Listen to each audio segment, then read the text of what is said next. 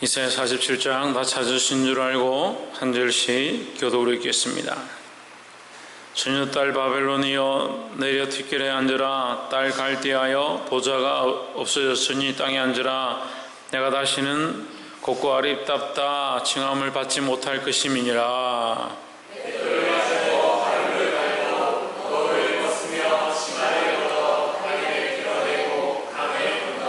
내 살이 드러나고 내 부끄러운 것이 보일 것이라. 내가 보수하되 사람을 아끼지 아니하리라.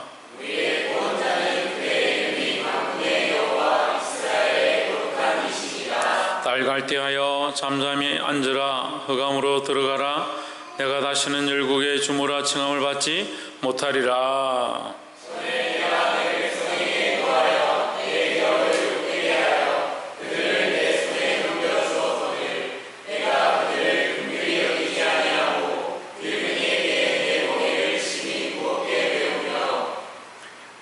말하기를 내가 영영이 주모가 되리라 하고 이 일을 내 마음에 두지도 아니하며 그 종말도 생각지 아니하였도다.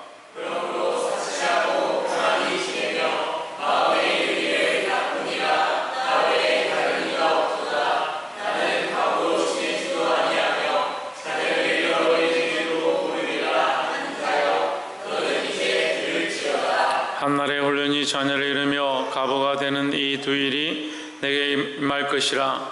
내가 무수한 사술과 많은 전언을 베풀지라도 이 일이 온전히 내게 임하리라. 내가 내 하늘을 의지하고 스스로 이르기를 나를 보는 자가 없다 하니 내 지혜와 내 지식이 너를 유혹하였으리라. 내 마음에 이르기를 나쁘니라. 나 외에 다른 이가 없다 하였으므로 재앙이 내게 임하리라. 그러나 내가 그 근본을 알지 못할 것이며 손해가 내게 이르리라. 그러나 이를 물리칠 능이 없을 것이며 파멸이 홀련히 내게 임하리라. 그러나 내가 헤아리지 못할 것이니라.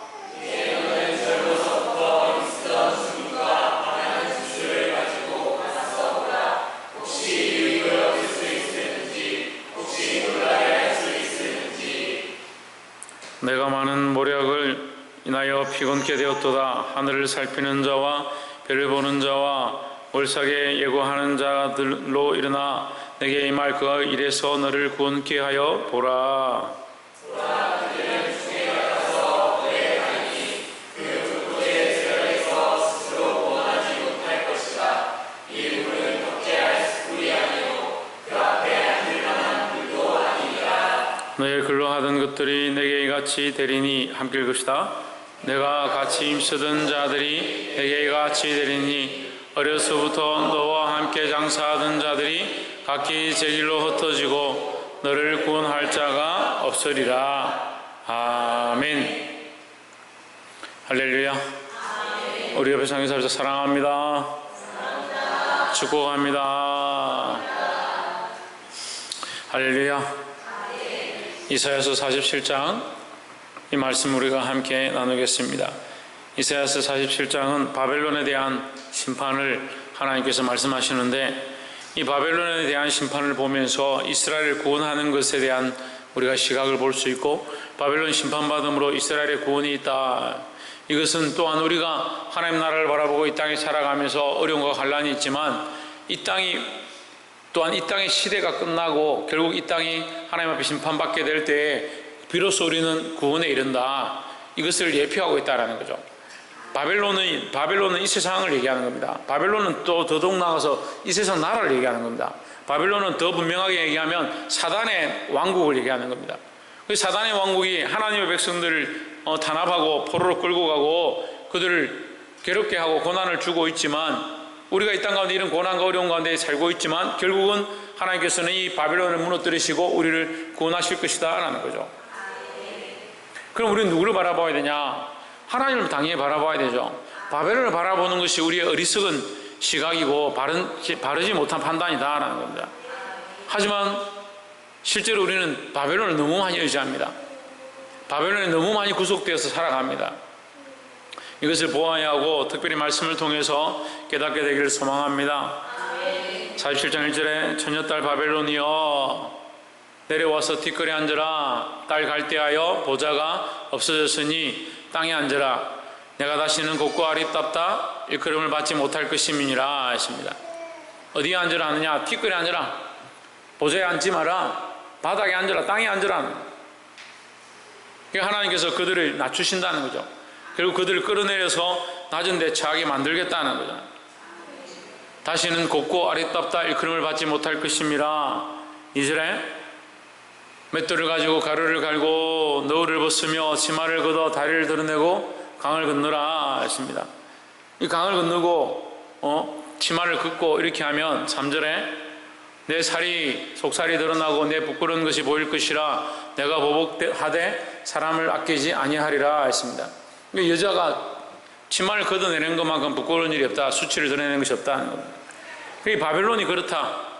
바벨론은 결국 세상의 모양인데 아립답고 보기 좋지만 결국 그건 다 지나가는 것들이다. 그러니까 우리가 왜 지금 지나가는 것들에 우리의 마음을 빼앗기느냐. 세상의 아름다움에 마음을 주지 마라. 세상의 것들에 소망을 두지 마라는 것을 계속 얘기하고 있습니다. 그래서 계속 얘기하는데 그 권력에 취하고 그 아름다움에 취하고 그 부유함에 취해서 세상의 마음을 빼앗겨버리는 것이 결국 바벨론에 가서 거기에 취하고 바벨론의 나라와 민족의 자리들을 빼앗겨버리고 그 나라가 대단하다고 거기에 속해버린 이 이스라엘 백성의 모양을 닮았다는 거죠. 우리는 이 세상을 바라보는 게 아니다라는 겁니다.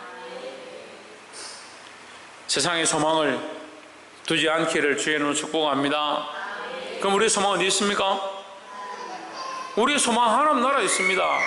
우리는 소망을 어디에 둬야 합니까? 하나님 나라에 둬야 합니다. 세상을 의지하지 말고 세상의 소망을 두지 말고 하나님 나라를 의지하시는 저와 여러분 되기를 주의 이름으로 축복합니다. 우리가 하나님 나라에 소망을 둔다면 우리는 이 땅에 소망이 없다. 그럼 뭘 바라보느냐? 하나님 나라를 바라본다. 그렇게 이 바벨론이 결국 망하게 될 건데 9절에 보시면 한날에 훈련이 자녀를 잃으며 가부가 되는 이 두 일이 내게 임할 것이라 했습니다. 위에 말씀해 보면 절대 가부가 되지 않는다. 자녀를 빼앗기지 않을 것이다 이렇게 했는데 그런 말 듣지 마라. 내게 임할 것이라. 내가 무수한 주술과 많은 주문을 빌릴지라도 이 일이 온전히 내게 임하리라. 네가 아무리 노력하고 수고해도 세상의 소망은 다 끊어진다. 그러니까 세상에 소망을 둘 필요가 없는 거예요. 근데 우리는 이 세상에 소망을 너무 많이 둡니다. 세상을 너무 많이 바라봅니다. 그래서 세상이 우리에게 뭔가 해줄 줄 알고 세상에서 어떤 지위가 되어야 그것이 우리의 영광인 줄 착각하는 겁니다. 그게 착각이에요. 왜 세상에 소망을 자꾸 둡니까? 10절에 내가 내 악을 의지하고 스스로 이르기를 나를 보는 자가 없다 하나니 내 지혜와 내 지식이 너를 유혹하였음이라. 내 마음에 이르기를 나뿐이라 나 외에 다른 이가 없다. 자기 스스로 어떻게 하느냐? 세상에 소망을 두고 세상에 소망을 두는 이유도 뭐냐? 자기를 위해서 한다. 딱 오늘날 우리의 모습과 똑같습니다. 자기를 위해서 하는 겁니다. 자기밖에 없다. 내 마음에 자기 스스로 이르기를 나뿐이라 나 외에 다른 이가 없다. 나뿐이라 나 외에 다른 이가 없다는 누가 얘기하는 거예요? 하나님이 말씀하시는 거예요. 하나님밖에 없다. 하나님 외에 다른 이가 없다라고 하시는 것이 하나님인데 그러면 내가 누가 되었냐? 내가 하나님이 된다는 거예요. 이 세상의 모습이 어떻느냐? 세상을 사랑하고요, 세상에 소망을 두고요, 세상을 위해서 살아가고요. 결국 그것이 누구를 위한 거냐? 자기를 위한 거죠. 그래서 자기를 뭐로 만드냐? 자기를 신으로 만들고 자기를 하나님으로 만드는 겁니다. 자기가 듣고 싶어하는 얘기들을 듣고요, 갖가지 주술을 듣고요, 괜찮을 것이다, 평안할 것이다, 부흥할 것이다, 잘 될 것이다, 그런 얘기를 쫓아가는 겁니다. 우리가 쫓아가야 될 것은 뻔하게 있고 우리가 바라봐야 될 것이 확실한데 왜 믿음이 없이 세상의 것들을 쫓아가냐고. 믿음의 눈들을 회복해야 될 점 있습니다. TV도요 얼마나 타락해가지고요, TV 채널 들면은 주술을 하는 거, 점치는 거, 굿하는 거, 우상 앞에 가서 절에 가서 죄를 지내고, 심지어 연예인들, 예수 믿는다는 연예인들이 나와서 타로 점을 치고 그거 좋다고 그게 맞다고 웃어 사고. 왜 그렇게 하느냐? 세상에 소망이 있으니까요, 세상에서 기뻐하는 대로 쫓아가는 겁니다. 그 세상에 소망을 두다 보니까 점점 누구를 사랑하냐? 자기를 사랑하는 겁니다. 여러분, 자기 사랑하는 걸 내려놓지 않으면요, 오늘 이 이사야 말씀이 우리에게 끝나지 않는 과제인 거예요. 자기를 사랑하고 자기를 위하고 자기를 위한 목적들로 삶을 살아가기 시작하니까 결국 어떻게 되냐? 자기가 하나님이 되는 거예요. 자기의 신이 되는 거예요. 나뿐이다. 나밖에 없다. 나 외에 다른 이가 없다. 우리가 섬겨야 될 분이 하나님인데 자꾸 생각하기를 나뿐이다. 나 외에 다른 이가 없다. 그러니까 하나님을 섬기는 게 아니라 자기를 섬기는 거예요.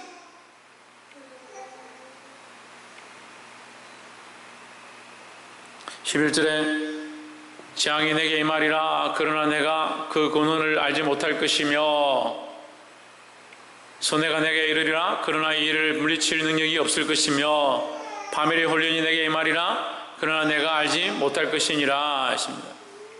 그러니까 결국은 어떻게 되냐? 자기를 사랑하고 세상에 소망을 두고 자기가 하나님 되어진 자는 결국 뭘 받느냐? 심판을 받는 겁니다. 뭘 받는다고요? 심판을 받습니다. 심판을 받게 되어 있습니다.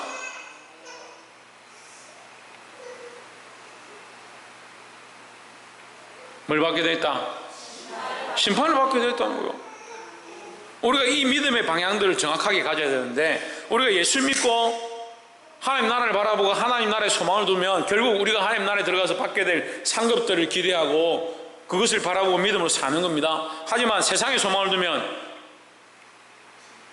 뭐가 있습니까? 신성경. 세상에 소망을 두면 결국 심판받게 되어진다는 걸 알아야 되는 거예요. 재앙이 임하고 하나님 치시는 일들이 있다는 거예요.